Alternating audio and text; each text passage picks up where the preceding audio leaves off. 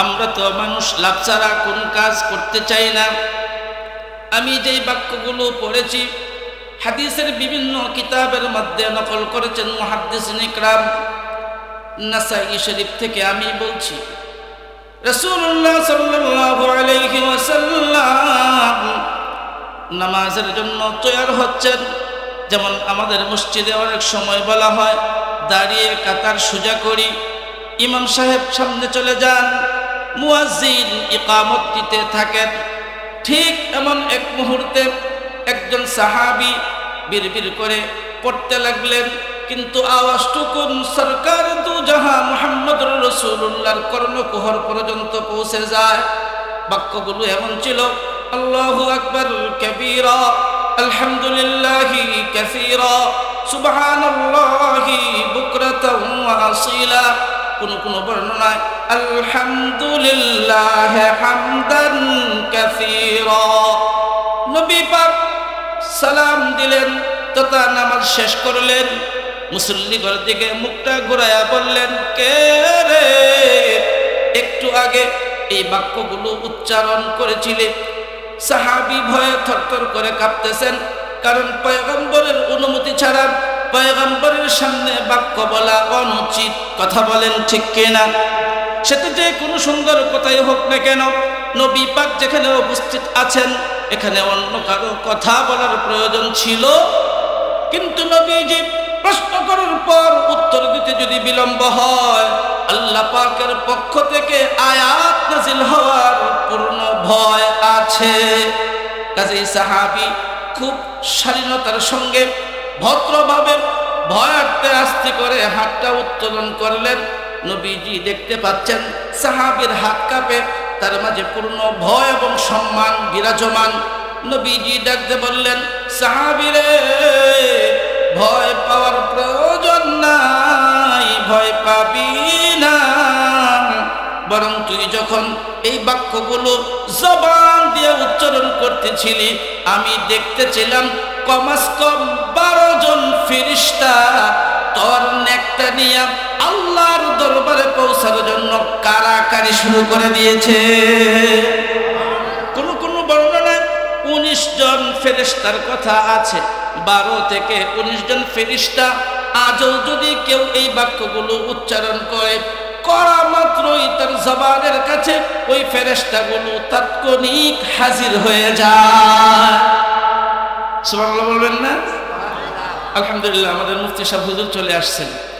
যথাসময়ে আলোচনা শেষ হবে, তারপর হুজুর ইনশাআল্লাহ আখিরি আলোচনা করে দোয়া করবেন। আমরা একটু শুকরিয়া তানজুরে সেরে পড়ি না? আলহামদুলিল্লাহ। ব্যাপারটা কি? একটু আওয়াজ করলে সমস্যা কি? হুজুর চেয়ারে বসতে হবে, একটু জোরে বলেন আল্লাহু আকবার কাবীরা। আচ্ছা, এই যে ফজিলত বললাম যে পড়া মাত্রই 12 জন ফেরেশতা আপনার মুখের কাছে হাজির হবে, আপনি চান না ফেরেশতা আপনার কাছে আসুক? জিটাও তো কইলেন না কেউ। এখানে তো আমি পুরাতন বক্তা, নতুন বক্তা না। আমি কেমন আলোচনা করে অভ্যাস, কেউ না কেউ আমার মসজিদে জুমা 1 দিন 2 দিন পড়ছেন, জানা কথাই। চুপচাপ থাকলে হবে না, একটু আওয়াজ করেন। ফেরেশতা এই মজলিসে সবার কাছে যদি 12 জন করে আসে, আমাদের সংখ্যার চাইতে ফেরেশতার সংখ্যা বেশি হবে না? আপনার কাছে আসুক, একটু জোরে বললে গুনাহ তো আর নাই, আস্তে আস্তে বলা জায়েজ আছে। জোরে বলা কবিরা গুনাহ কোথায় লেখছে? কথা বলেন না কেন? জোরে বললে তো গুনাহ হবে না। কাজে জোরে বলেন আল্লাহু আকবার কাবীরা। আরো জোরে, আমার আওয়াজের চাইতে আপনার আওয়াজ উঁচু হবে। আল্লাহু আকবার কাবীরা, আলহামদুলিল্লাহি কাসীরা, সুবহানাল্লাহি বুকরাতাও ওয়া আসীলা। পড়া মাত্রই নেকি নেওয়ার জন্য, আপনার নেকিটুকু নেওয়ার জন্য আল্লাহর পক্ষ থেকে কমাস কম 12 জন ফেরেশতা হাজির হয়ে গেছে। এজন্য কিছু তাসবিহাত জুড়ে সুরে পড়লে সমস্যা তো নাই। তো আলহামদুলিল্লাহ, আমরা কিছু নিয়ামত পেয়েছি, হযরত উলামা ইকরাম পাইছি। উলামা ইকরামদের চেহারার দিকে তাকাইলে সগীরা গুনাহ মাফ হয়।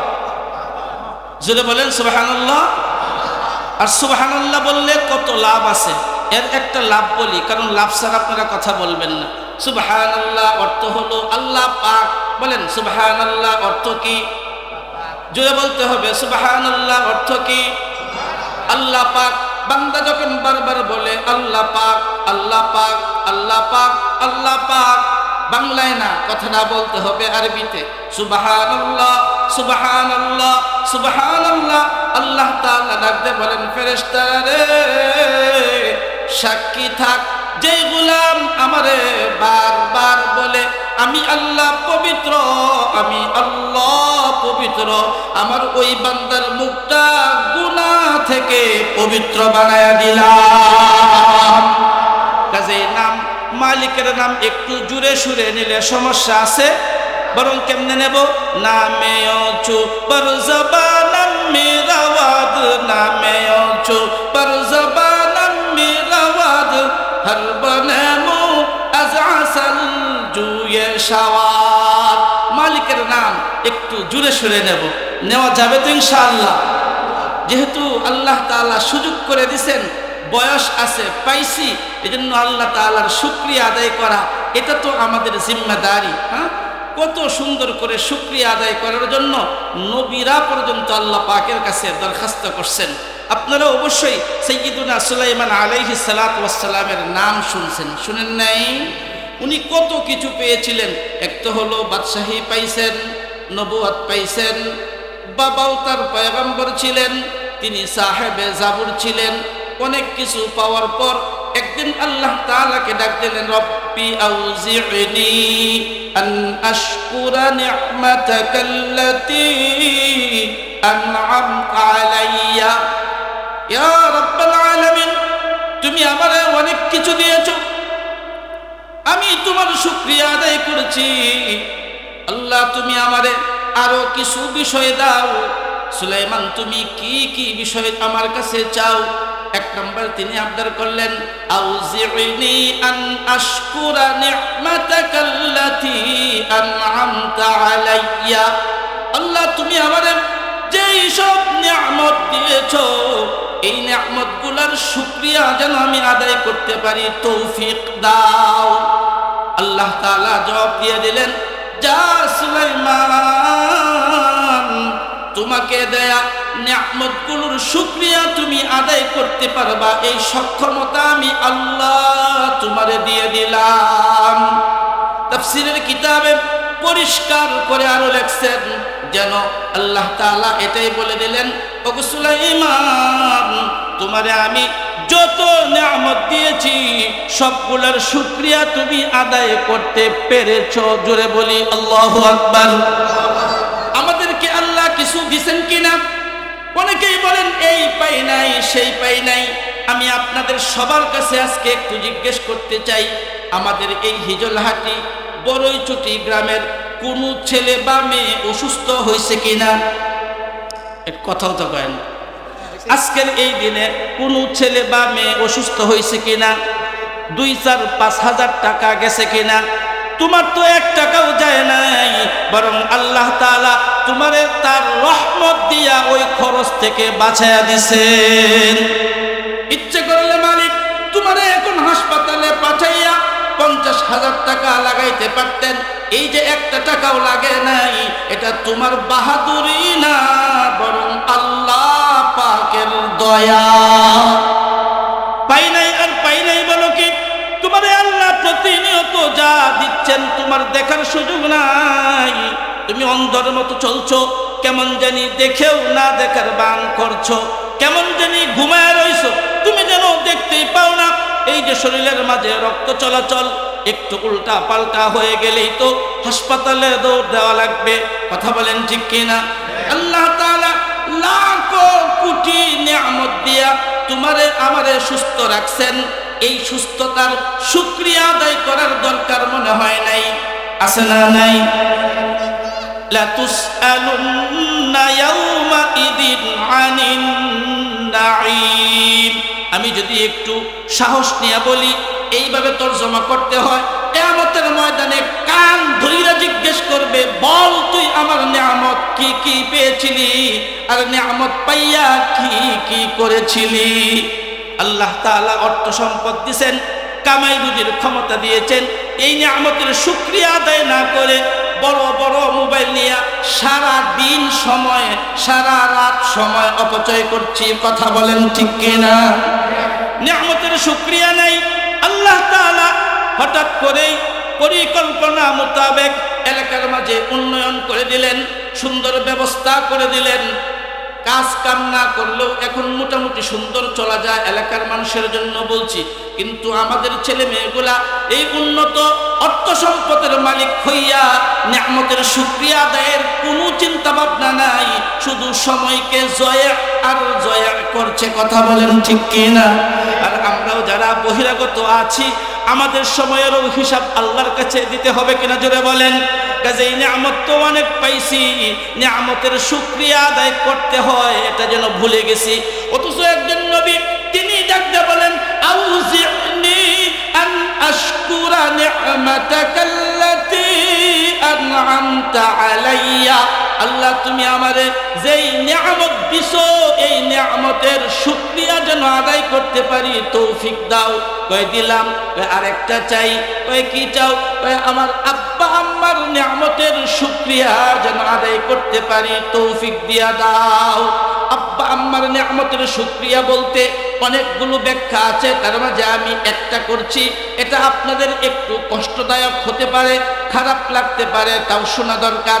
অনেকেই মা বাবার উপর চড়ে কথা বলে, কি দিয়েছো তুমি, তোমার থেকে কি পেয়েছি, হুন্ডা না দিলেই রাগারাগি। কথা হয় না? ভালো মানের মোটরসাইকেল কিনে না দিলে রাগারাগি। একটা মাত্র সন্তান, বাবা আছেন, মা আছেন, সন্তান মাত্র একটা। মা বাবা মৃত্যুবরণ করার পর টোটাল জমিদারি তার। এরপরেও মা বাপ থেকে আলাদা হয়ে রান্না বান্না করে খায়। এই রকম ভদ্র সন্তানেরও কিন্তু দেশে অভাব। কার রান্না করার জন্য আলাদা হইছো, কার রান্না করার জন্য তুমি আলাদা হয়ে গেছো? সন্তানেই একটা, ছেলেও আর নাই, মেয়েও আর নাই। এই ছেলে মা থেকে আলাদা, বাবা থেকে আলাদা, এইরকম সন্তান কালিয়া করে আছেন। আপনাদের কালিয়া করে না থাকলেও আমার ময়মনসিংহে মেলা আছে। আমি জিজ্ঞেস করতে চাই, তুমি পাইলা কি আর ছাড়লা কি? মা বাপরে এক মুঠ ভাত দিতে হবে, এই জন্য তুমি আলাদা হয়ে গেছো। তোমারে দেয় নাই কি? মানলাম একটা সন্তানকে এক ডিসিম সম্পদ দেয় নাই, একটা হুন্ডা কিনেও দেয় নাই, একটা মোটরসাইকেল কিনেও দেয় নাই। তুমি যে মানুষ, তুমি যে মানুষ, এই পরিচয়টা দেওয়ার ক্ষমতা আল্লাহ তোমার মা বাবার মাধ্যমে দিয়েছেন। পৃথিবীর জমিনের মধ্যে দাঁড়ায়া বলতে পারো, আমি অবৈধ সন্তান না, আমি আব্দুল করিমের ছেলে। কথা বলেন। পৃথিবীর জমিনে তুমি দাঁড়ায়া বলতে পারো, আমি আব্দুল সাত্তারের নাতি। তোমার বাবার জন্যই তোমার এই চেহারাটা মানুষের সামনে দেখাইতে পারো। যদি বাবা ছাড়া দুনিয়ার জমিনের মাঝে আসতা, কুত্তার যেমন মূল্য আছে তোমার এমন মূল্য দুনিয়াতে থাকতো না। কথা বলেন ঠিক কিনা? একটা কুকুর তো পরিচয় দিতে পারে। ওই যে কুকুর যায়, ওর মা বাবা নিয়ে কেউ কোনোদিন প্রশ্ন উত্থাপন করে না। তুমি বাবা ছাড়া অন্য কোনো লাইনে দুনিয়াতে আসলে একটু চিন্তা করে দেখো তোমার পরিচয় দেওয়ার কোনো জায়গা ছিল কিনা। আর কি চাও? মা বাবা তোমারে এই পৃথিবীর জমিনে দাঁড়াবার নিয়ামতটা দিয়েছেন। কথা বলেন ঠিক কিনা? এখন এই দেয় নাই, সেই দেয় নাই, কত অভিযোগ থাকতে পারে, মা বাবার ভুল থাকতে পারে, সংশোধনেরও পথ কোরআন সুন্নায় আছে, তুমি খুঁজে পাইবা না। ওলা আমাদের পাশে আসলেই সমাধান হয়ে যাবে। এজন্যই তো সুলাইমান আলাইহিস সালাম বলেন, আল্লাহ আমার নিয়ামতের শুকরিয়া আদায়ের শক্তি তুমি দিয়েছো, আমি খুশি। আরেকটা দাও। কয় কি? কয় আমার মা বাবারে তুমি যে দিয়েছো তার শুকরিয়া আদায় করার তৌফিক দাও। আল্লাহ বলে দিলেন, সুলাইমান যাও, এইটাও দিয়ে দিলাম। এখন মা বাবার ঘরে হয়েছি, এই নিয়ামত হোক আর অন্যান্য নিয়ামত হোক, সবগুলোর শুকরিয়া আদায় করার ক্ষমতা তার দিয়ে দিলেন। সুলাইমান আলাইহিস সালাম বলেন, আল্লাহ আমি আরো একটা চাই। কয়টা হয়েছে? কয়টা? এক নাম্বার, আমার যে নিয়ামত দিলা, আমার মা বাবারে যে নিয়ামত দিলা, এই দাও। এবার তিন নাম্বার আরেকটা চায়া বইছে, কয় কি কয় আল্লাহ আমি যত আমল করব সবগুলো আমল তুমি কবুল করবা এই আশ্বস্ত করো। অর্থাৎ তুমি আমারে এই কথা বইলা দাও সুলাইমান, জিন্দেগি ভর তুমি যত আমল করবা সব আমল আমি কবুল করব, আমি তোমার আমলের উপর সন্তুষ্ট থাকব, এই কথাটুকুন তুমি বইলা দাও। আল্লাহ তাআলা নবীর দরখাস্তকে ফেরত দেন নাই, বরং বলে দিলেন যাও সুলাইমান তোমার 3 নাম্বার দরখাস্ত আমি কবুল করলাম, তুমি যত আমল করবা সবগুলো আমি নেক আমল হিসাবে কবুল করে নেব। 4 নাম্বার তিনি আবার আরেকটা দরখাস্ত করে বসলেন, আল্লাহ আমি আরো একটা চাই। আল্লাহ তাআলা ডাক দিলেন সুলাইমান তুমি আবার আর কি চাও?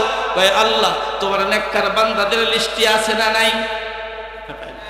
তোমার নেককার বান্দাদের লিস্টে আছে, আমি সুলাইমানের নামটা নবী হওয়ার পরেও ওই নেককার বান্দাদের লিস্টের মাঝে আমার নামটুকুন লেখা দাও। 1 নাম্বার কি ছিল? আমার উপরে যে নিয়ামত তুমি দিয়েছো নিয়ামতগুলোর শুকরিয়া আদায়ের ক্ষমতা দাও। 2 নাম্বার আমার মা বাবার শুকরিয়া আদায়ের তৌফিক দাও। 3 নাম্বার আমি যত আমল করব তুমি কবুল করে নেবা। 4 নাম্বার তুমি আমাকে নেককার বান্দাদের লিস্টের মাঝে নাম তুইলা দাও। সুলাইমান নবী আলাইহিস সালাম আল্লাহ পাকের কাছে দরখাস্ত করলেন। আমাদেরও একটু এখানে চিন্তা ভাবনা করা দরকার, এখন আমাদেরও তো সুরে সুর মেলানো দরকার, আল্লাহকে বলা দরকার আল্লাহ মানুষ বানাইছো, মুসলমান বানাইছো, ইমানদার বানাইছো, তুমি এই নিয়ামতগুলোর শুকরিয়া আদায় করার তৌফিক দাও। বলা দরকার আছে না নাই? শুকরিয়া তো আদায় এমনি করি, আল্লাহ তাআলা আমাদেরকে মানুষ বানাইছেন, সপ্তাহে 1 দিন মাত্র মসজিদে যাই, সারা সপ্তাহের খবর নাই। কেউ কেউ তো সপ্তাহে 1 দিনও যায় না, বরং বছরে 2 বার যায়। কেউ মানুষ মরলে মাঝে মধ্যে যায়। এটা কেমন ধরনের নিয়ামতের শুকরিয়া, এটা কেমন ধরনের ইবাদত বন্দেগী? ভাই কথাগুলো একটু করা লাগতে পারে, বিশ্বাস করেন আর মাইনা নেন। এইভাবে নিয়ামতের শুকরিয়া আদায় করলে শুকরিয়া আদায় হয় না, বরং শুকরিয়াটা ভালো করে আদায় করা দরকার। আল্লাহ তাআলা কপাল দিয়েছেন, এই কপাল নামক নিয়ামতের শুকরিয়া আদায় করা দরকার। মালিকের কুদরতের পায়ে মাঝে মধ্যেই এই কপালটা লাগানো দরকার আছে না নাই? জন্য ভাই আজিজ সময়কে নষ্ট না করি, বরং হযরত উলামায়ে ইকরামদের পাশে বসি, তাদের থেকে কথা শুনি। আল্লাহ রাসূল বলেন আলাইকুম বিমুজালাসাতিল উলামা ওয়াসতিমা'i কালামিল হুকামা, আলাইকুম বিমুজালাসাতিল উলামা, সাধারণদের উপর আমি ওয়াজিব করে দিলাম, আবশ্যক করে দিলাম, তোমরা উলামায়ে ইকরামদের পাশে বসবে। আলাইকুম তোমাদের উপর ওয়াজিব বিমুজালাসাতিল উলামা, উলামাদের সামনে এইভাবে বসবে, মজলিস করে বসবে, দাঁড়ায় দাঁড়ায় না, পর্দার আড়াল থেকে না, এখানে ওখানে ঘুরে ফিরে না, বরং আজকের এই মজলিসে যেইভাবে বসছি এইভাবে বসার জন্য কে বলেছেন? রাসূলুল্লাহ সাল্লাল্লাহু আলাইহি সাল্লাম। আর কি করবা?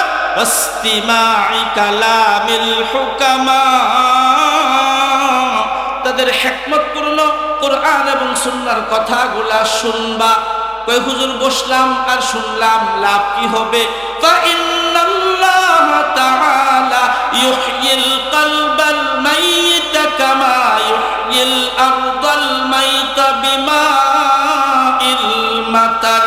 রাসূল বলেন শোনো শোনো, যখন আলেমদের সামনে মজলিস করে বসবে, কোরআন এবং সুন্নাহর কথাগুলো মনোযোগ দিয়ে শুনবা। শুকনা জমিনে আসমান থেকে পানি পড়লে ওই শুকনা জমিনের মধ্যে যেমন তরু তাজা ঘাস উৎপন্ন হয়, মরা অন্তরগুলা লয়া যখন আলেমদের সামনে বসবা, খতিব সাহেবের সামনে বসবা, মুফতি হেলালউদ্দিন সাহেব হুজুরের সামনে বসবা, মাওলানা সালাউদ্দিন সাহেবের সামনে বসবা, মাওলানা ওমর ফারুক সহ অন্যান্য আলেমদের সামনে বসবা, আল্লাহর নবীর ফতোয়া অনুযায়ী কসম করে বলতে পারি, গুনাহ করে করে, মোবাইল চেপে চেপে, সুদ ঘুষ খেয়ে খেয়ে যেই অন্তরগুলো মেরে ফেলছো, ওই অন্তরগুলো আমলের জন্য তরু তাজা হয়ে যাবে। এই জন্যই আলেমদের সামনে বৈশা মনোযোগ দিয়ে কথা শুনতে হবে। কি যুগ দিয়ে শুনতে হবে বলেন? কোন কবি বলেন, এ সুফু নাজ গুশে দিল বায়াত শানুদ, গুশে গুলিয়ে জানাদার দিহি চে সুদ, গুশে গুলবা জুমলা আইওয়ান হামদামাস, গুশে দিল মখসুস নসল আদমাস। মনোযোগ দিয়ে কথাগুলা শুনো। আলেমদের সামনে যায়া বসবা, নিজেরে খালি কইরা বসবা, আমি অনেক পণ্ডিত, আমি অনেক জানি, এই ধরনের ভাব থেকে মুক্ত হয়ে বসবা। আলেমরা যা বলবেন এটা আমার পাথেয়, এটা আমার সম্বল, এটা আমার পুঁজি, এই রকম করে যখন বসবা, আল্লাহ তাআলা হেদায়েতের নূর তোমার ভেতরে ঢুকাইয়া দিবেন।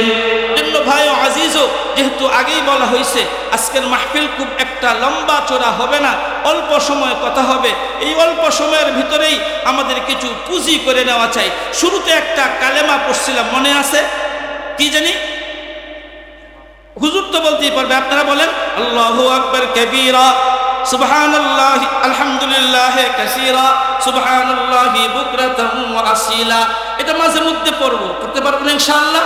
আর মাঝে মাঝেই পড়বো লা হাওলা ওয়ালা কুওয়াতা ইল্লা বিল্লাহ, লা হাওলা ওয়ালা কুওয়াতা ইল্লা বিল্লাহ। এটা পড়লে কি হবে? পড়লে কি হবে? দৈনিক 100 বার পড়ো, দৈনিক 100 বার পড়ো, আল্লাহ তাআলা তোমাকে অভাব থেকে মুক্ত দিয়ে দিবেন। যত প্রকার অভাব আছে অভাব থেকে মুক্তি দেবে। এখন আজকে 100 বার পড়বেন, কালকে অভাব থেকে মুক্তি। বিষয়টা কি এমন? না না, এমন না। আপনি পড়তে থাকবেন, পড়তে থাকবেন, মালিকের কাছে যেই দিন দয়া লেগে যাবে, যেদিন কবুল হয়ে যাবে, সেই দিন থেকেই অভাব দূর হয়ে যাবে। এই জন্য মাঝে মধ্যে প্রতিদিন কমাস কম 100 বার পড়া। কি পড়া বলেন? লা হাওলা ওয়ালা কুওয়াতা ইল্লা বিল্লাহ। এতটুকু পড়লেই হবে, লা হাওলা ওয়ালা কুওয়াতা ইল্লা বিল্লাহ। আবার জোরে পড়েন না, লা হাওলা ওয়ালা কুওয়াতা ইল্লা বিল্লাহ। পড়তে পারবেন ইনশাআল্লাহ? ভাই আজিজ, এই মাহফিল তো কিছু সময় পরে ভেঙে যাবে, দুনিয়াটাও তো এইরকম কিছুদিন পরে শেষ হয়ে যাবে। শেষ হওয়ার আগে আমাদের কিছু পুঁজি সঞ্চয় করা দরকার। জীবনের গুনাহগুলো স্মরণ করে করে একটু কান্নাকাটি করা দরকার। কেমন করে আমাদের জীবনগুলো শুধরায়া পরকালের দিকে যেতে পারি, চিন্তা ভাবনা এখান থেকে একটু করা দরকার আছে না নাই? কেমন করে করব? একটু চিন্তা করি। জীবন কত লম্বা পেয়েছিলাম, এই জীবনের মধ্যে আমরা কি কি আমল করেছি, কতটুকু পুঁজি সঞ্চয় করতে পেরেছি, আর কতটুকু পুঁজি সঞ্চয় করতে পারি নাই। এই পুঁজি সঞ্চয়ের জন্য তো আল্লাহ তাআলা কোরআনুল কারীমের মাঝে ডাক দিয়ে আমাদেরকে আদেশ করছেন, যারা তোমরা ঈমানদার, ওয়াল তানজুর নাফসুম মা কদ্দামাত লিগাদিন ওয়াত্তাকুল্লাহ ইন্নাল্লাহা খাবীরুম বিমা তা'মালুন। একটু পুঁজি আছে কিনা পরকালের জন্য? যতটুকু সামানা প্রয়োজন এতটুকু সামানা তোমার আছে কিনা একটু চিন্তা ভাবনা করে দেখো। আচ্ছা, কথার কথা বলি, এই মুহূর্তে যদি আজরাইল চলে আসে, পরকালের জন্য যতটুকু পুঁজি দরকার আমরা কি বুকে হাত দিয়ে বলতে পারি এতটুকু পুঁজি আছে? কথা বলেন না কেন? যদি দিনে, আজকের দিনে একবারও এই কথা বলতে পারতাম, আল্লাহ পরকালের পুঁজি আমার কাছে নাই, একমাত্র তোমার দয়াই একমাত্র পুঁজি, তবু তো একটা পুঁজি হয়ে যাইত। যদি এতটুকু বলতে পারতাম পরকালের পুঁজি আমার কাছে নাই, তোমার দয়াই আমার পুঁজি, তবু তো আমার একটু পুঁজি হইতো। কিন্তু পুঁজি সঞ্চয়ের ব্যাপারে আমাদের একদম খবর নাই, উদাসীন। কি করে আমরা পরকালের পুঁজি সঞ্চয় করতে পারি? আল্লাহ যে ডাক দিয়ে বললেন, ওয়াল তানজুর নাফসুম মা কদ্দামাত লিগাদ। আখিরাতের জন্য, পরকালের জন্য কি পরিমাণ পুঁজি তুমি সঞ্চয় করেছো, কতটুকু সামানা তোমার সংরক্ষিত হয়েছে, এই চিন্তা ভাবনা তুমি করো। চোখ দুইটা বন্ধ করলে শুধু গুনাহ আর গুনাহ দেখতে পাই, নেকি তো নাই। ওই কথা বলেন, পুরা সপ্তাহে নামাজ নাই, পুরা সপ্তাহে তওবা নাই, পুরা সপ্তাহে ইস্তিগফার নাই, আমার পরকালের পুঁজি কেমনে হবে? জন্য ভাই আজিজ, এই পরকালের পুঁজির জন্য বড়রা কত চিন্তা ভাবনা করছেন। হ্যাঁ, রাসূলুল্লাহ সাল্লাল্লাহু আলাইহি সাল্লাম বসে আছেন, আমার কথা প্রায় শেষ দিকে। আম্মাজান আয়েশা, আম্মাজান খাদিজাতুল কুবরা রাদিয়াল্লাহু তাআলা আনহা কান্না করতেছেন। রাসূলুল্লাহ সাল্লাল্লাহু আলাইহি সাল্লাম জিজ্ঞেস করলেন, খাদিজা তুমি কেন কান্নাকাটি করো? ইয়া রাসূলুল্লাহ, আপনার জবান থেকে কবরের যে অবস্থার কথা শুনেছি আমার ভয় হয়, আমার চিন্তা ভাবনা হয় কবরের মধ্যে আমার না জানি কি অবস্থা হবে। আল্লাহর রাসূল বললেন, খাদিজা তোমার চিন্তা ভাবনা করার প্রয়োজন নাই, বরং আমি বলছি তোমার কবরের জগৎ বড় ভালো হবে। তবু আম্মাজান কান্না করেন, আম্মাজান কান্না করেন। এক পর্যায়ে বললেন, ইয়া রাসূলুল্লাহ, আমার পুঁজি কবরের জন্য যথেষ্ট মনে হয় না, তবে আমার কেন জানি মন বলে যদি একটা কাজ করা যেত আমার কবরের জন্য বড় সামানা হয়ে যাইত। রাসূল প্রশ্ন করলেন, খাদিজা তুমি তাহলে আমাকে খুলে বলো কি হলে কবরের জন্য তোমার সামানা যথেষ্ট যথেষ্ট মনে হবে? রাসূলুল্লাহর কাছে আম্মাজান দরখাস্ত পাঠিয়ে দিলেন, ইয়া রাসূলুল্লাহ, আমি যখন দুনিয়ার জমিন থেকে বিদায় নিয়ে যাব আমারে কবরের মধ্যে রাখবেন, আমার মন চায় আপনার ব্যবহৃত একটি জুব্বা আমার কাফন বানায়া দিবেন, আপনার ব্যবহৃত একটা জুব্বা আমার কাফন বানায়া দিবেন। আর এই কাফন নামক জুব্বাটা নিয়ে যদি আমি কবরের মধ্যে যাই আমার বিশ্বাস হয় আপনার জুব্বার সম্মানে কবর দেশে আমার কোনো আযাব হবে না। তারা আখিরাতের সামানা খুঁজছেন, পরকালের পুঁজি খুঁজছেন। আর একটা উদাহরণ একটু সংক্ষিপ্ত আকারে শুনেন। সাইয়্যিদুনা উমর ফারুক রাদিয়াল্লাহু তাআলা আনহু আবু বকর সিদ্দিক রাদিয়াল্লাহু তাআলা আনহুর সঙ্গে গল্পগুজব করতে লাগলেন। এক পর্যায়ে বললেন, ওগো ভাই, আপনি উমরের জিন্দেগীর টোটাল আমল নিয়ে যান, সবগুলো আমল আমি আপনারে আমার জিন্দেগীর সমস্ত আমল দিয়ে দেব, বিনিময়ে আপনার কাছে একটু আমল চাবো। আবু বকর বলেন, আগে তুমি পরিষ্কার করে বলো, তারপর হ্যাঁ না জবাব দেব। এবার উমর আবার স্পষ্ট করে বললেন, আমি উমরে জিন্দেগীতে যত আমল করেছি সবগুলো আপনারে দিয়ে দেই, বিনিময়ে হিজরতের রাতের যে কোনো এক রাতের আমল আমারে দিয়া দেন। কথাটা কি বুঝতে পারছেন? হিজরতের রাত কিন্তু একটা না, বরং এটা তো আমরা জানি গুহার ভিতরে তিনি 3 রাত 3 দিন ছিলেন, তার মানে 3টা হিজরতের রাত। মক্কা থেকে মসজিদে নববী পর্যন্ত পৌঁছাইতে কমস কম সর্বনিম্ন বিভিন্ন বর্ণনা দ্বারা 13 দিন সময় লাগছে, কোন বর্ণনায় 15 দিন পর্যন্ত সময় লাগছে। এই 13 দিন 13 রাত সবটাই হলো হিজরতের রাত। কেউ কেউ মনে করে, ভাই একটু আগে আসেন, একটু সামনে আগে আসেন, পিছনের লোক ভরে গেছে।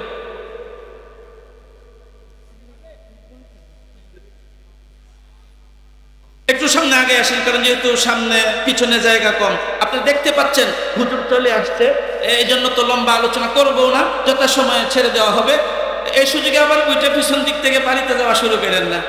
যে যাই হোক, আলহামদুলিল্লাহ, যে কথা বলতেছিলাম, সাইয়্যিদুনা উমর ফারুক কি পেছ লাগাইলেন?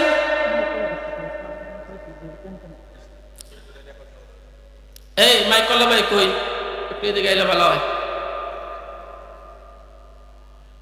একটু হালকা আওয়াজ কমাও, না হলে যে কি যেন ডিস্টার্ব করে, সামান্য, বেশি না। তো যাই হোক, আলহামদুলিল্লাহ ভাই, আমি তো আপনাদের ইমামই, তাই বলে কি শুক্রবারের ওয়াজ শুনেন না? বেশি কমে গেছে এখন। তাহলে সেই হিসাবে তো হুজুর জুম্মার নামাজ তো উঠে যায় পারি না, সামনে 1:30 বাজে না দেখে বয়ে থাকি। আজকে যাওয়ার সুযোগ আছে, আমিও মানে সুযোগ আছে। এরপরে যদি কুরবানি করেন, এক তো বয়ান শোনার সব, আর একটা কুরবানির সব। কথা কন নাকি? একটা হলো বয়ান শোনার সব, আর একটা হলো কোরবানি করার সব। আর এই জায়গায় বসে আপনি বয়ান করলে বুঝতেন, সাইরের মধ্যে যারা বই রয়েছে সবাই খতিব, সবাই আমারে পড়ানোর মতো যোগ্যতা রাখেন, এদের ভিতরে বয়ান করা এত সহজ না। যাই হোক, আলহামদুলিল্লাহ, তারপরেও হুজুরের মত আছেন বিদায় কিছু কথা বলতেছি। হুজুর যখন ইশারা দিবেন তখনই শেষ, ইনশাল্লাহ বলেন। ইনশাল্লাহ তো জোরে করেন না, জোরে বলেন ইনশাআল্লাহ। এই আওয়াজের মধ্যে শক্তি আছে, আওয়াজের মধ্যে কি আছে? শক্তি আছে। এই ব্যাপারে লম্বা ভূমিকা নেই, আগেই বুঝাই দিছি। এই কথাটা শুনেন, দেখেন, আমরা মনে করি কি আমরা মুসলমান, যেমনি চলতেছি এইভাবেই মনে হয় কবরে গেলে আমাদের দিন পার হয়ে যাবে। না না না ভাই, এই কথাটা ভাববেন না। কবরে এইভাবে এইভাবে চলে গেলে উপায় থাকবে না। আরে কবরের মধ্যে তো নবীও আসবেন না, কবরের মাঝে তো ইমাম সাহেবও যাবেন না, কবরের মাঝে তো মুহতামিম সাহেবও আসবেন না, কবরের মাঝে তো মুফতি সাহেবও আসবেন না। মুফতি সাহেব সহযোগিতা করলে কিয়ামতের ময়দানে করতে পারেন, কবরের মাঝে তো আসবেন না। কথা যেগুলো বলছি দলিল নিয়েই বলছি, আপনি একটু চিন্তা করে দেখেন না। মুফতি সাহেব হুজুর কাউকে সুপারিশ করবেন না কিয়ামতের ময়দানে? যার বিশ্বাস আছে তাই সে তো এই কথা বলবেই, আমার বিশ্বাস আছে উনি অবশ্যই কিয়ামতের ময়দানে সুপারিশ করবেন, যদি উনি হাতে সার্টিফিকেট পাওয়া যান। কিন্তু আমার কবরের মাঝেও কি আসবেন? কোরআন সুন্নাহর কোথাও নাই কবরের মাঝে একমাত্র আল্লাহর দয়া ছাড়া বিকল্প কোনো পথ নাই। আল্লাহর দয়া ছাড়া বিকল্প কোনো পথ নাই। আল্লাহর দয়া দুনিয়াতে একবারও চাই নাই, দয়া পাওয়ার মতো কোনো কাজও করি নাই। কবরের মধ্যে এত দয়া তেলতেলায়া আসবে কেমনে? কথা বলেন। মালিকের দয়া একবারও চাই নাই। আল্লাহ ডাকেন এই দিকে, আমি যাই ওই দিকে। মালিক ডাকেন দিনে 5 বার, আমি একবারও আসি না। মালিকের দয়া যেন আমার দরকার নাই, এমন একটা ভাবসাব। এইভাবে কবর দেশে গেলে হয় না, এইভাবে কবর দেশে গেলে হয় না। আত্মীয় বাড়িতে যাওয়ার জন্য আপনি কত প্রস্তুতি নেন, বারুইপাড়া বাজারে যাবেন তার জন্য কত সুন্দর করে সাজুগুজু করেন। ও ভাই, কবর দেশে যাওয়ার জন্য একটু প্রস্তুতির দরকার আছে। সামান্য প্রস্তুতি ছাড়া কবর দেশে যাওয়া ঠিক হবে না। এজন্যই তো মুতু কাবলা আন তামুতু, মরণের আগে আরেকটু মরো। মরবা তো অবশ্যই, মরণের আগে একটু মরার প্রস্তুতি নিয়ে তারপরে আসো। খালি হাতে গেলে কবর দেশে রহমত পাওয়া যাবে না, দয়া পাওয়া যাবে না, সুপারিশ তো কবর জগতে নাই। নবীজি যদি আসতেন একটা ব্যবস্থা হইতো। কথা বলেন ভাই। হয়তো উম্মতকে দেখে মায়া লাগতো, বলতো আল্লাহ আমার উম্মত ছাইরা দাও। মুফতি সাহেব যদি বলতেন আমার এলাকার মানুষ আমার এলাকায় থাকতো, আল্লাহ একটু ব্যবস্থা করে দাও, তাও না হয় একটা ব্যবস্থা হইতো। কবরে যে লক্ষ লক্ষ বছর থাকা লাগবে, এখানে কে আসবে? কবর জগতের পুঁজি তো আমাকে নিয়ে যেতে হবে। কবর জগতে ধরা খাইলে সিরাতে ধরা খাওয়া লাগবে, মিজানে ধরা খাওয়া লাগবে। সিরাত বলতে ফুল সিরাত। কবর জগতের মধ্যে ধরা খাইলে সামনের ঘাটিগুলোতেও ধরা খেতে হবে। সুপারিশ পাওয়ার জায়গা অনেক দূর, সিরাত তো পার হইতে হবে। ফুলসিরাত ব্রিজ আছে না, ব্রিজ তো পার হওয়া লাগবে, তারপরে না সুপারিশের জায়গা। সুপারিশ তো ব্রিজের এই পারে নাই। এই মাসআলাটা পরিষ্কার করে যাই না রাখেন, আমি যথেষ্ট যাই না শুনেই বলতেছি। সুপারিশ পাওয়ার জন্য ব্রিজ পাড়ি দেওয়া লাগবে। ওই যে ফুলসিরাত শুনেন না, একটা ব্রিজ আছে অনেক লম্বা চিকন অনেক ধার, এটা পার হইলে পরে ওই পারে সাহাবী পাওয়া যাবে, ওই পারে শহীদ পাওয়া যাবে, ওই পারে ইমাম সাহেব পাওয়া যাবে, ওই পারে মুহতামিম পাওয়া যাবে। আপনার যারে দরকার ওই পারে খুঁজতে পারবেন। এই পারে না, ওই পারে যাওয়ার মতো পুঁজি লাগবে কিনা? আত্মীয় বাড়িতে গাড়িতে গেলে না খাওয়ান দাওয়ান দিবে, রাস্তার মাঝখানে কি আপনার জন্য খাওয়ান নিয়ে আসবে নাকি? তিনি বাদী, স্বাধীন নারী না। বাদী ছিলেন তো, দাসী কিনে আনছে। যেই সেই মানুষ কিনে আনে নাই, উমর রাদিয়াল্লাহু কিনে আনছে। কে কিনে আনছে? আরো একটা গুরুত্বপূর্ণ কথা হলো, উমর তখন মুসলমান হন নাই, বরং মুহাম্মদুর রাসূলুল্লাহকে হত্যা করার জন্য কন্ট্রাক্ট নিছে। নাউজুবিল্লাহ বলেন। আবু জাহেল কর্তৃক কন্ট্রাক্ট নিছে মুহাম্মদ সাল্লাল্লাহু আলাইহি সাল্লামকে দুনিয়ার জমিন থেকে বিদায় করে দিবে। আবু জাহেল একদিন ডাক দিছে, ওমর, দৈত্য নীতি পছন্দ নয়, তুমি মুখে বলো একরকম, কিন্তু আমরা খোঁজ খবর নিয়ে দেখছি অন্যরকম। ওমর তো এমনিতেই জালালি তবিয়তের মানুষ, মেজাজ গরম হয়ে গেছে। আবু জাহালকে বললেন, সাবধানে কথা বলবা, হিসাব কিতাব করে কথা বলো। তোমার বক্তব্যের সাথে যদি বিষয়টা না মিলে, আমার তলোয়ার তোমার গর্দান উড়াতে দেরি করবে না। আবু জাহাল একটু হুঙ্কার নিয়ে বললেন, হ্যাঁ আমি যাই না শুই নাই বলছি। কয় কি জানো? কয় তুমি আমাদের সঙ্গে পণ করেছো মুহাম্মদ সাল্লাল্লাহু আলাইহি সাল্লামকে দুনিয়ার জমিন থেকে বিদায় নেবা। ওইটা তো সাল্লাল্লাহু আলাইহি সাল্লাম বলে না, কিন্তু আমাদের তো বলতে হবে মুহাম্মদ সাল্লাল্লাহু আলাইহি সাল্লামকে দুনিয়ার জমিন থেকে বিদায় করে দিবা। অথচ আমরা গোয়েন্দা মাধ্যমে খবর পেয়েছি তোমার ঘরের ভিতরে ওই মুহাম্মদের ইসলাম লালিত পালিত হয়। ওমর সঙ্গে প্রমাণ পেশ করতে না পারো, আবু জাহাল মনে রাখবা তোমার দেহ আর মাথা কিন্তু কেউ একসাথে রাখতে পারবে। ঘটনা এখন বলো কি হয়েছে, কেমনে তুমি বুঝলা? আমি খবর নিয়ে দেখছি তোমার ঘরের ভিতরে একটা বাদী আছে যার নাম জুনায়রা। সে মুহাম্মদুর রাসূলুল্লাহর ইসলাম গ্রহণ করেছে, আমাদের দেবদেবীরে মানে না, বরং তার ইসলাম লালন তোমার বাড়ির মাঝে করে। এখন আমাদের সিদ্ধান্ত হলো তোমার কাছে একটা বিষয় জানতে চাই, তুমি ইসলাম নিধন করার মিশন হাতে নিয়েছো, অথচ তোমার ঘরের ভেতরে ইসলাম লালিত পালিত হয়, এটা কেমন করে সম্ভব? ওমর রাদিয়াল্লাহু তাআলা আনহু সর্বোচ্চ রাগান্বিত হয়ে বাড়ির দিকে চলে গেলেন। ডাক দিল, জুনায়রা বাড়িতে আসিসনি? কয় হ্যাঁ, সামনে আয়।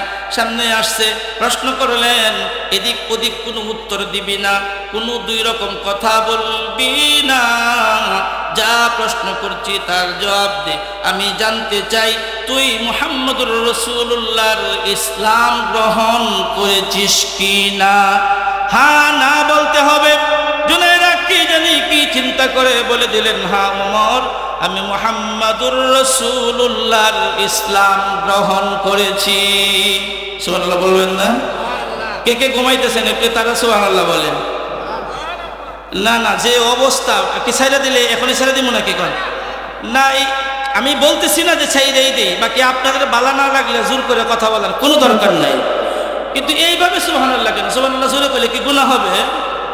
আর বক্তা নামি দামি হইলে সবাই সুবহানাল্লাহ কয়, এই জিনিসটা তো বুঝে আসে না। সুবহানাল্লাহ কোন জায়গায় কোয়া লাগবে ট্রেনিং আপনাদের দেওয়া আছে, আজকে অন্তত ট্রেনিং ছাড়াই এমনি বলেন, জোরে বলেন সুবহানাল্লাহ। বন্ধুরে, আপনি একটু চিন্তা ভাবনা করে দেখেন না, পৃথিবীর এমন কোন দর্পীয় শাসক নেই, এমন কোন সম্রাটের পুত্র সম্রাট নেই, যখন উমর ফারুক মুসলমান থাকুন অথবা মুসলিম থাকুন, তার সামনে এসে চোখ রাঙিয়ে কথা বলবে এমন কোন বাহাদুর মক্কায় তো দূরের কথা তামাম পৃথিবীতে একটাও নাই।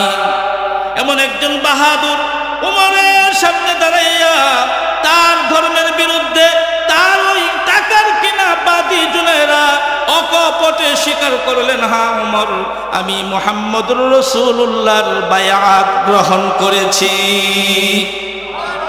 যেই মাত্র বলা হলো, চাবুকটা হাতের মধ্যে ছিল, কোন কোন জায়গার মধ্যে লেখছেন লাঠি নিয়ে পিটান শুরু হয়ে গেছে। একটু আপনারাই হিসাব করে জবাব দেন তো, যে জায়গায় ওমর কোন পুরুষ পুলারে মারলে কয়েক মিনিটে জমিনের মধ্যে ফেলে দেওয়া সম্ভব, এমন একটা জায়গায় দুর্বল একটা দাসীরে পিটাইলে দাসীটার অবস্থা কি হবে? যেমন খুশি এমন মায়ের মারতে মারতে জমিনের মধ্যে পড়ে গেছে, কেউ ফিরাতে আসার সাহস পায় না, কারণ যদি তার দিকে তীর উঠে যায়, তলোয়ার উঠে যায়, ওর তো কল্লা আলাদা হয়ে যাবে, ভয়ে কেউ কাছে আসে না।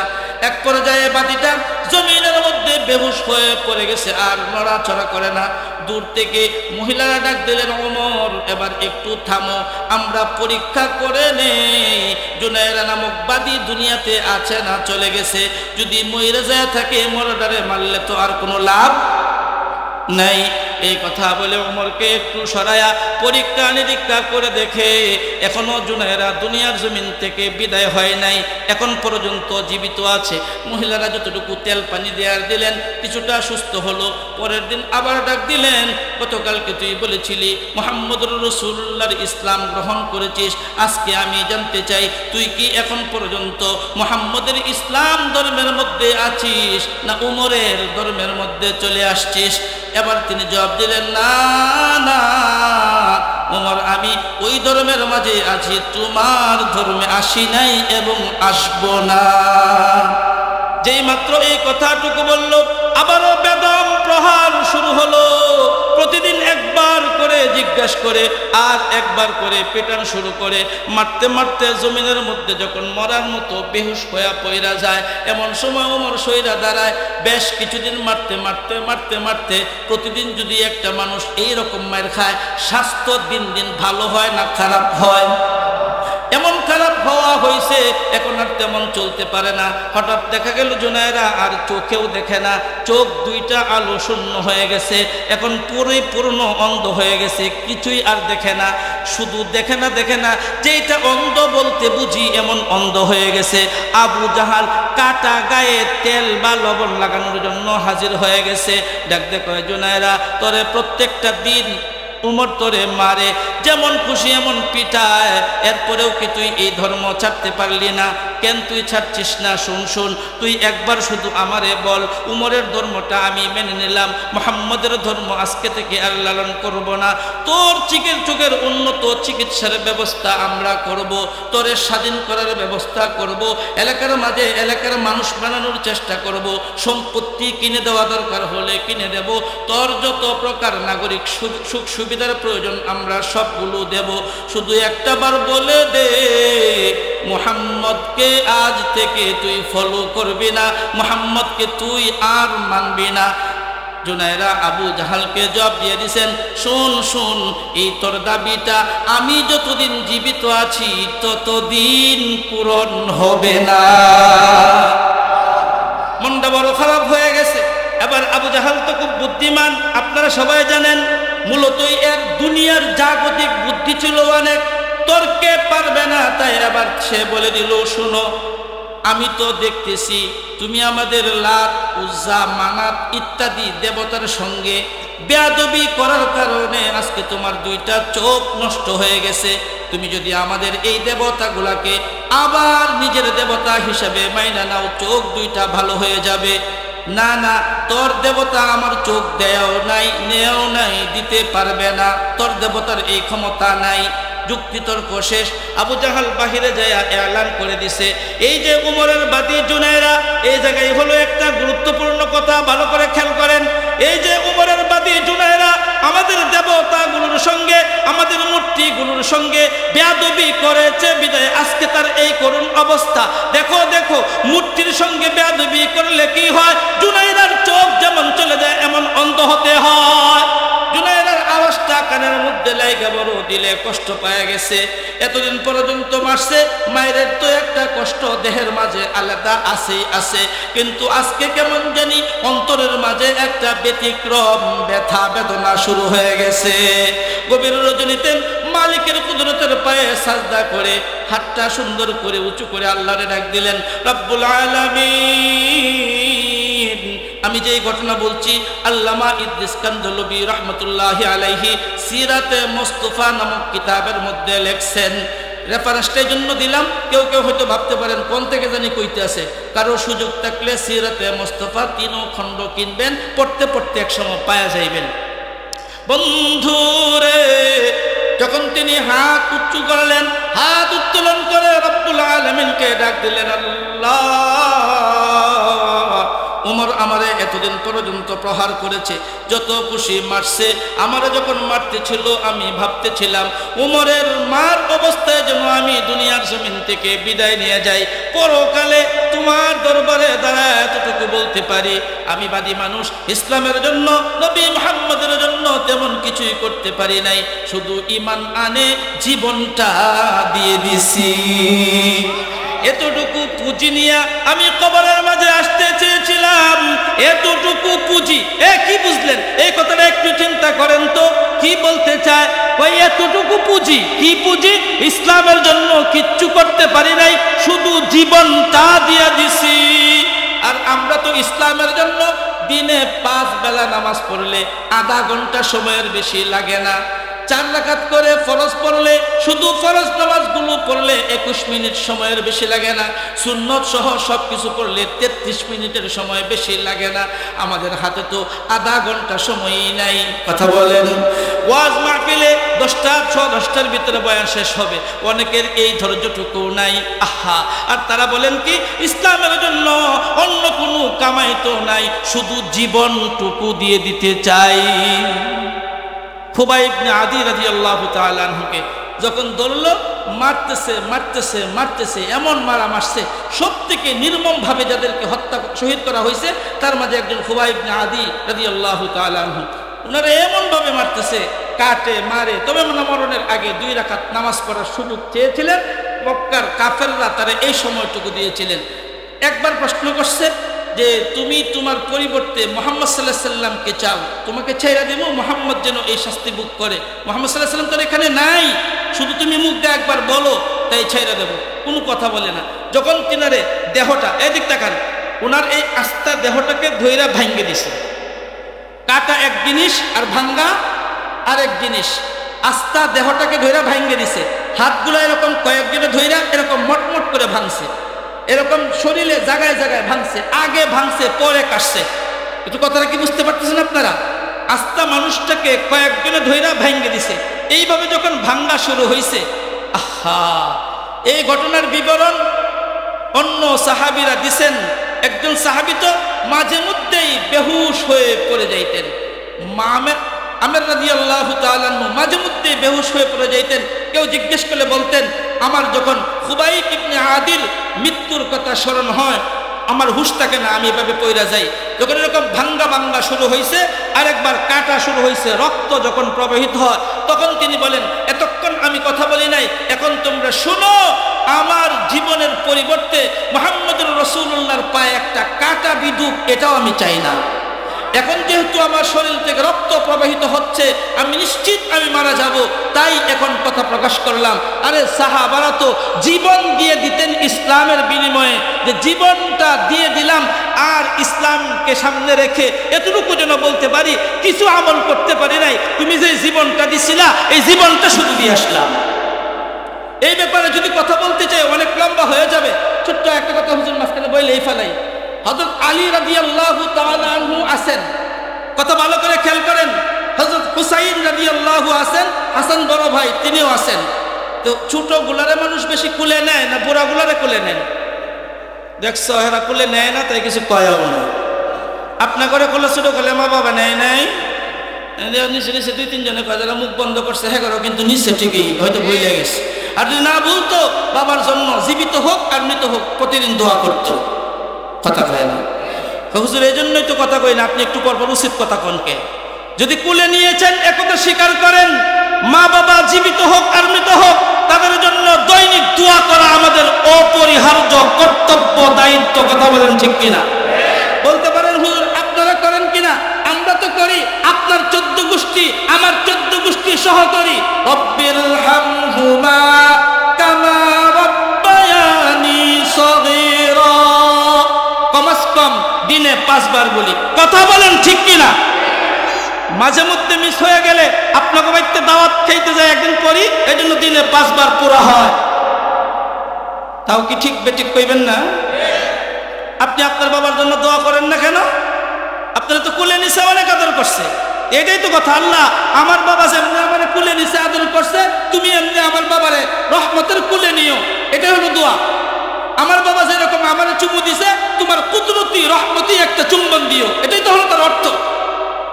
ভাই বলা যাবে না? বলা যাবে না? এটা কি তারা আমাদের কাছে পায় না? প্রাপ্যটা দেই না, প্রাপ্যটা দেই না, এই হলো আমাদের সমস্যা। তো ভাই আজিজ, হযরত আলী রাদিয়াল্লাহু বসা আছেন, কথা মনে আসেনি? হাসান রাদিয়াল্লাহু বসা আছেন, হুসাইন বসা আছেন। ছোট্টটারে ধরলেন, আরেকটা চুমু দিলেন। আব্বা চুমু দিলেন কে? দেখছেন নি? হুসাইন রাদিয়াল্লাহু তাআলা ছোট কাল থেকেই খুব জেহানওয়ালা ছিলেন। রাসূল সাল্লাল্লাহু আলাইহি সাল্লামকে পাইছেন কয়দিন, তারপরে তিনি যে পরিমাণ হাদিস বলছেন বয়স অনুযায়ী বলা হয়, যদি 10-12 বছর পাইতেন তাহলে না জানি কি পরিমাণ হাদিস তিনি বলতে পারতেন। অল্প সময়ে রাসূল সাল্লাল্লাহু আলাইহি সাল্লামকে পাইছেন, এরপরেও যা শুনছেন সব মনে রয়েছে। আর হুসাইন রাদিয়াল্লাহু তাআলা আনহুকে দেখলে অনেক সময় রাসূল সাল্লাল্লাহু আলাইহি সাল্লামের মতোই দেখা যায়। একটু খেয়াল করে কথাটা শোনেন। তোমার আদর করছি, তোমাকে ভালোবাসি, তাই আপনি কি শুধু আমারে ভালোবাসেন? হ্যাঁ তোমারে অনেক ভালোবাসি। আমার ভাইয়াকে ভালোবাসেন না? হ্যাঁ তারেও ভালোবাসি। দেখছেন পেছ লাগায় কেমনে?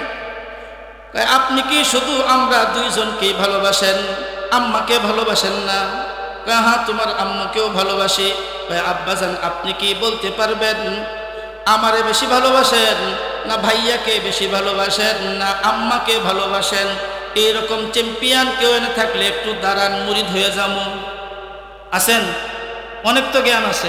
বলেন, ছেলে মেয়ে যদি প্রশ্ন করে এই প্রশ্নের উত্তর দেওয়ার পাওয়ার ক্ষমতা কারো কাছে আছে?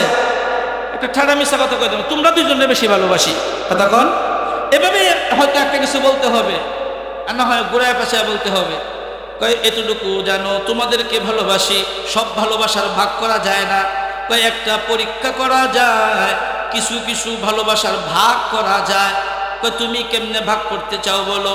কয় আপনি বলছেন আমারে ভালোবাসেন, ভাইয়াকে ভালোবাসেন, আম্মাজানকে ভালোবাসেন, তিনজনের ভালোবাসার মধ্যে কার মহব্বত বেশি এইটা ভাগ করার ক্ষমতা আপনার নাই। আমি এখন জানতে চাই নানা জান যদি এই মুহূর্তে ডাক দেন, কথা কয় না, নানা জান কেটা জানি মুহাম্মদুর রাসূলুল্লাহ সাল্লাল্লাহু আলাইহি ওয়াসাল্লাম, কয় নানা জান যদি এই মুহূর্তে ডাক দেন, আলী কইরে যুদ্ধের ময়দানে যাইতে হবে। জানতে চাই ভাইয়া আমি আর আম্মা এই তিনজনের ভালোবাসার মাঝে নানার ভালোবাসাটা বিজয়ী হয়ে যাবে কিনা? আব্বাজান একটু চিন্তা করে বলেন, আমি আপনার বোঝানোর জন্য বলতেছি, তারা তো একবারই বলছে, একটু চিন্তা ভাবনা করে বলুন, আমরা তিনজন উপস্থিত আছি, তিনজনের এই ভালোবাসা আপনার মাঝে আছে, কিন্তু এই মুহূর্তে যদি নানা জানের পক্ষ থেকে ডাক চলে আসে, আলী কইরে যুদ্ধের ময়দানে যাইতে হবে, জলদি করে আয়, আপনি কি এই তিনজনের ভালোবাসায় ঘরের মধ্যে বৈশা থাকবেন, না নানার ভালোবাসা বেশি বলে দৌড়ায়া চইলা যাবেন?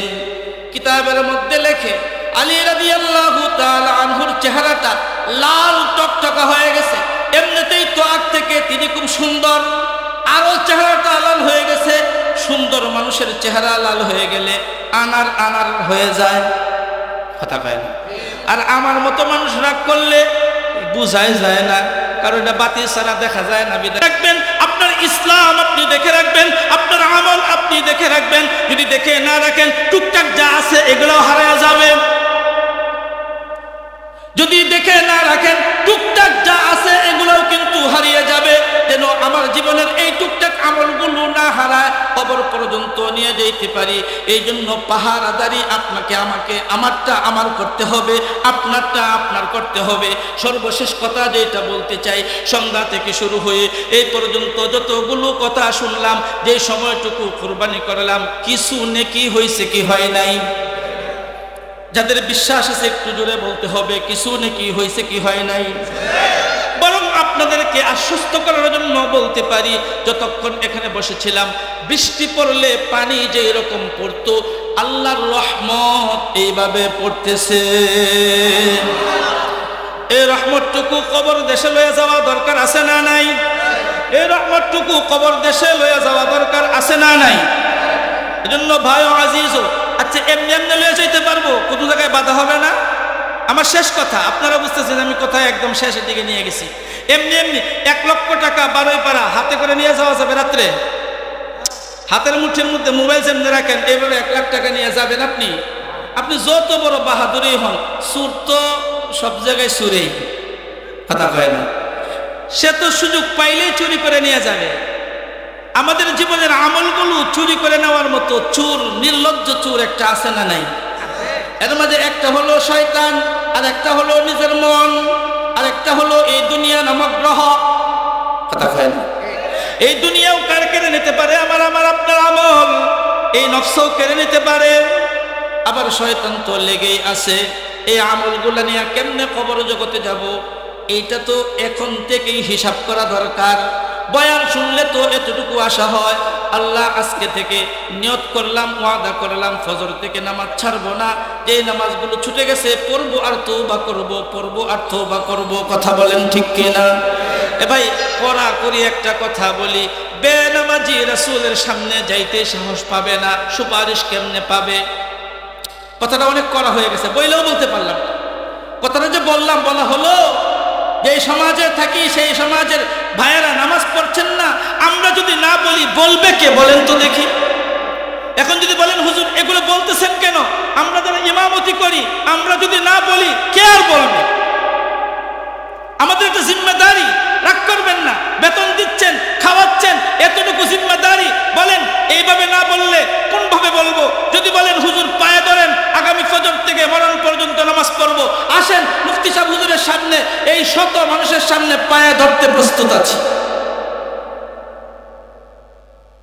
বলা আমাদের জিম্মেদারি। যদি হয় কবর পর্যন্ত নেটটুকু তো ফজর পর্যন্ত নিয়ে যাইতে পারবো কিনা এটাই তো টেনশন। শয়তান ধোঁকা দিয়ে দিবে, রাস্তা থেকে কেড়ে নিয়ে যাওয়ার চেষ্টা করবে, যেন আমার আপনার জীবনের পুঁজিগুলো কবর পর্যন্ত দিয়ে যাইতে না পারি। শয়তান ঘাটে ঘাটে বাধা দেবে, যে কোনো মূল্যেই হোক শয়তানকে পরাজিত করে আমার আপনার নেকিগুলো কবর পর্যন্ত পৌঁছাইতেই হবে। কথা বলেন ঠিক কিনা? যে কোনো মূল্যেই হোক আমার আপনার নেকিগুলো কবর পর্যন্ত পৌঁছান লাগবে। শয়তান তো বাধা দেবে, শয়তানের মোকাবেলা করার জন্য আমাদের সৎসাহস আছে না? ফজরের নামাজের সময় আছে বলাটা দেখা যাবে, সে তো আমাকে ফজরের মসজিদে আসতে দেবে না, ঘুম থেকে উঠতেই দেবে না। আর দেবেই বা কেমনে? 2টা 2:30 পর্যন্ত মোবাইল মুতালা করলে ফজরের সময় ঘুম থেকে উঠে কেমনে? মানুষ যখন ঘুম থেকে উঠতে চায় এই বলদ সেই পর্যন্ত মোবাইল চালায়, জীবনে কোনোদিন 5 মিনিট কোরআন শরীফ পড়তে পারলে না, নবী পাকের একটা জীবনী 2 মিনিট বাংলা পড়তে পারলে না। তুমি ম্যাট্রিক পাস করছো গোড়ার ডিম কিসের জন্য? তুমি আবার বলো আমি আয়া পাস করছি, তোমার এই ছাতার পাশ দিয়া কি হয়েছে? রব্বুল আলামিনের কালাম তুমি জীবনে 2 মিনিট পড়তে পারো নাই, বাংলা নবী পাকের জীবনী পর্যন্ত পড়তে পারো নাই, নামাজ শিক্ষার বইটা পর্যন্ত তুমি দেখতে পারো নাই, গোড়ার ডিমের MA পাস দিয়া কোনো লাভ নাই। তুমি পড়লা কি আর করলা কি? কিয়ামতের ময়দানে যদি কানের মধ্যে বসি লাগায়া ধইরা রাখে, তুই MA পাস করছিলি, তুই শিক্ষিত, তোর ভাষায় এই শিক্ষার আলো দিয়া কোরআন কতটুকু দেখলি, নামাজ শিক্ষা কতটুকু দেখলি, ফাজিল আমল কতটুকু দেখলি, আখিরাতের পথেও কতটুকু দেখলি? জবাব দেওয়ার কায়দা আছে? এজন্য ভাই আজিজ, এই যে সন্ধ্যা থেকে এই পর্যন্ত কিছু কথা হলো, নেক কম বেশি হয়েছে কিনা? 2-4 মিনিটের কথা শেষ হচ্ছে, কুজুরা বলেন নেক কম বেশি হইল, এই নেকটুকু কবর দেশে লয়ে যাব। শয়তান বাধা দেবে, ফজরে আসতে দেবে না, আসর মাগরিবে আসতে দেবে না। শয়তানকে যে কোনো মূল্যেই হোক পরাস্ত করে কবর পর্যন্ত নেকিগুলো নিয়ে যাইতেই হবে। কথা বলেন ঠিক কিনা? এজন্য আমরা ওয়াদা করি, ওয়াদা আবারও করি, যতবার ওয়াদা করা দরকার ততবার ওয়াদা করি। তবে আমাদের কোনো এক মুরব্বী বলছেন, সদবরাগার তওবা সে কস্তি বাজে আ, সদবরাগার তওবা সে কস্তি বাজে আ। বান্দা ওয়াদা ভঙ্গ করছিস, না না, ওয়াদা ভঙ্গ করার পর ওইদিকে দৌড়ায় যাস না, আমার কাছে আয়, আমার কাছে আয়। তবে তুই তোর ওয়াদা পুরা করবি যেদিন, সেদিন কিন্তু আমার ওয়াদাও পূরণ করব। আউফু বিআহদি উফি বিআহদিকুম। তুই যদি তোর ওয়াদা পূরণ করিস, আমি আল্লাহ আমার ওয়াদা পূরণ করব। তুই শুধু ওয়াদা কর, নামাজ ছাড়বো না, মিথ্যা বলবো না, হারাম খাবো না, এই 3টা ওয়াদা করা যাবে না? বলেন বলেন, নামাজ ছাড়বো না। সবাই সবাই জুড়ে হুজুররা কয়, হুজুররা তো নামাজ ছাড়েই না। আমরা সবাই বলি নামাজ ছাড়বো না, মিথ্যা বলবো না, হারাম খাবো না। কমাস কম এই 3টা ওয়াদা পূরণ করেন। আল্লাহ পাক বলেন আউফু বিআহদি উফি বিআহদিকুম। তুই 3টা ওয়াদা পূরণ করে আয়, আমি তোর জন্য জান্নাত রেডি রাখবো। সুপারিশ লাগবে, সুপারিশ রেডি থাকবে। হাউজে কাউসারের পানির প্রয়োজন, কাউসার তোর জন্য রিজার্ভ থাকবে। তুই তোর ওয়াদাগুলো পূরণ করে আমার কাছে আয়, আমি আল্লাহ আমার ওয়াদা পূরণ করার জন্য জান্নাত তোর জন্য রেডি রাখবো। শুধু জান্নাতেই না, শুধু জান্নাতেই না, বরং জান্নাতের চাইতে লক্ষ কোটি গুণ দামি নিয়ামত আমি আল্লাহর দিদার তোর জন্য তৈরি থাকবে। শুধু ওয়াদা 3টা পূরণ করে আমার কাছে আয়। 1 নাম্বার, অনেকগুলোই আছে, তার মানে 1 নাম্বার আজকের ওয়াদা নামাজ। জোরে বলেন নামাজ, মিথ্যা বলবো না, হারাম খাবো না, যে কোনো প্রকার হারাম আছে ছাইরা দেই। আমাদের এই এলাকা হারামে ডুবে গেছে, কয়টা টাকা হয়েছে, ইচ্ছা করলে ব্যবসা বাণিজ্য করে খাইতে পারতো। কে জানি এক কিস্তি দিছে, কি দিছে?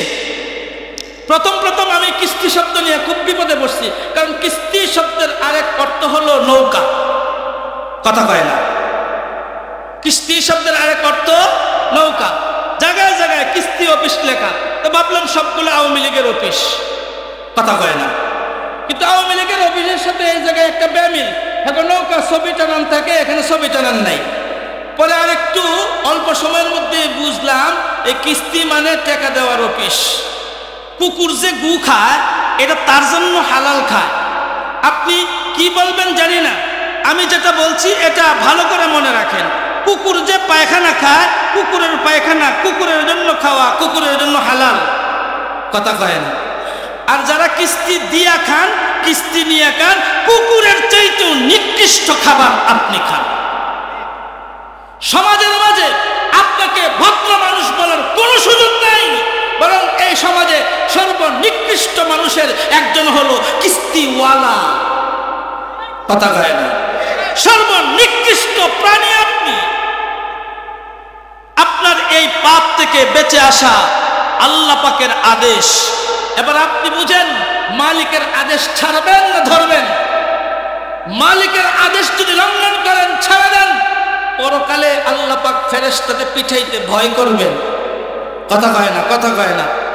আল্লাহ পাকের কোনো ভয় আছে? জন্য ভয় আজিজ, কিস্তিওয়ালারা সাবধান, দেওয়া থেকেও সাবধান, নেওয়া থেকেও সাবধান। বাড়ি বানাইছে 10 তলা, সব ব্যাংকের সুদ টাকা দিয়া। তোমরা কে কইছে এত বড় রাজপ্রাসাদ বানাইতে? হালাল পয়সার মুরুদ নাই, কবিরা গুনাহ, জিনার চেয়ে মারাত্মক খারাপ গুনাহ টাকা দিয়া তোমার বিল্ডিং বানাইতে কইছে কোন সূরা? কোন হুজুরের কাছ থেকে ফতোয়া নিলা? কে তোমার এই ইবলিসি বুদ্ধি দিল? কেন খেজুর পাতার ঘরের নিচে দাদারা থেকে যায় নাই? কথা কয় না, কথা কয় না। কিস্তি তুইলা যে বিল্ডিং করছো, তোমার দাদা কি সোনার পাতায় ঘুমায় নাই, মাটির ঘরে ঘুমায় নাই? তাদের জিন্দেগি পড়ে নাই? তারা তোমারে মানুষ করেন নাই? তোমার বাবারে মানুষ করেন নাই? তোমার বাবার জীবন সুখে যায় নাই? তোমার বাবারে শিক্ষিত বানান নাই? তোমার বাবারে স্বপ্নান্ত বানান নাই? তুমি কেন পারবা না? কথা বলেন, কথা বলেন। তুমি কেন পারবা না? তোমার বাবারে তোমার দাদা মানুষ করছেন, তোমার বাবা তোমাদেরকে মানুষ করছেন, আর তোমার বেলায় কিস্তির আগুন লাগলো কেন? এই উচিত কথা বললেই বলে মৌলবী ভালো না। ভাই আজিজ, এর চাইতে নিকৃষ্ট গুনাহ তো হয় না। আল্লাহর সাথে যুদ্ধ ঘোষণা, আল্লাহর সাথে আদাওয়াতি ঘোষণা, নবী পাকের সুপারিশ থেকে বঞ্চিত, সব জায়গার মাঝে নিকৃষ্ট। সমাজের মানুষ হয়তো মুখ ফুটে বলে না। তুমি মনে রাখো, কিস্তিওয়ালা পৃথিবীর জমিনে তুমি সবথেকে নিকৃষ্ট একটা প্রাণী। আমি বলি নাই তো, বালহুম আদাল। আল্লাহ পাক বলছেন নিকৃষ্ট প্রাণী। আমাদেরকে কি নিকৃষ্ট হয়ে থাকা যাবে, না উৎকৃষ্ট হতে হবে? এজন্য এই কথাটা বলছি, হারাম খাবো না, হারাম খাবো না, হারাম খাবো না। কোনো কামাই নাই, এক জায়গার থেকে কয়টা টাকা নিয়ে নিলাম, কোন হিসাবে নিলা? কোন হিসাবে নিলা? কিস্তি তো আছে, এছাড়াও যুবকের গায়ের মধ্যে রক্ত আছে, আমাকে এলাকায় থাকিস, ব্যবসা করিস, টাকা দে, তোমার কোনো বিনিয়োগ নাই, তুমি এই পয়সা খাইছো, এটাও তো হারাম। কথা বলেন, কথা বলেন। যে কোনো প্রভাবে হোক, দলীয় প্রভাবে হোক, এলাকার প্রভাবে হোক, বিনিয়োগ ছাড়া, পরিশ্রম ছাড়া একটি টাকা নেওয়া তোমার জন্য বৈধ নয়। ভাই আজিজ, মুফতি সাহেব হুজুর সামনে আছেন, মাসলা মাসাইল করার অধিকার আমার নাই। আলোচনার টানে দুইটা কথা বললাম। এজন্য আমরা সাবধান হই। হারাম, এত বড় হারাম, এত বড় হারামের মধ্যে থাকলে তো গজব আসবে, জায়গায় জায়গায় গজব আসবে। ক্যালিফোর্নিয়ায় আগুন আসে নাই? উন্নত সভ্যতার দাবিদার পৃথিবীর সব থেকে বড় খুনি সম্রাট আমেরিকা আগুন নিভাতে পারে নাই। দুনিয়ার মাঝে সব থেকে বড় সুদের ব্যবসা ওদের, খুনের ব্যবসা ওদের। খুনেরও ব্যবসা আসেনি। আমার কথা শেষ দিকে আর বাড়াইতেছি না। এক দেশে যুদ্ধ লাগায়া খুন করায় আর অস্ত্র বেচা হলো আমেরিকার ধান্দা। কথা লিখে রাখেন, বর্তমান সময়ে পৃথিবীর সব থেকে বড় খুনি সম্রাট হলো আমেরিকা। সুদের ব্যবসায়ী ওরা এমনি এমনি দেয়, এমনি এমনি দেয়। বলতে পারেন হুজুর, সুদ লেনদেন ছাড়া দুনিয়া চলবে কেমনে? আল্লাহর কোরআনে সকল ব্যবস্থা আছে, আল্লাহর কোরআনে সকল ব্যবস্থা আছে। যাকাত ভিত্তিক পৃথিবী চলতে পারে, যাকাত ভিত্তিক পৃথিবী চলতে পারে। যাকাত ভিত্তিক আরেকটা অর্থনীতি আছে, এরা অর্থনীতি পড়ছে, এরা সুদেরটাও পড়ছে, যাকাত ভিত্তিকটাও পড়ছে, ওইটা বলে না আর কি। এজন্য ভাই আজিজ, আমার কথা শেষ। এজন্য ভাই আমি তিনটা কথা বললাম। এক নম্বর হলো নামাজ, মিথ্যে, হারাম খাবো না, হারাম থেকে বাঁচি, হারাম থেকে বাঁচি। শরীরের রক্তের ভিতরে যেন হারাম না থাকে, কাপড় চোপড়ে যেন হারাম না থাকে। আল্লাহ তাআলা আমাদেরকে এই কাজগুলো করার তৌফিক দান করুন। আমিন। ওয়া আখিরু দাওয়ানা আলহামদুলিল্লাহ।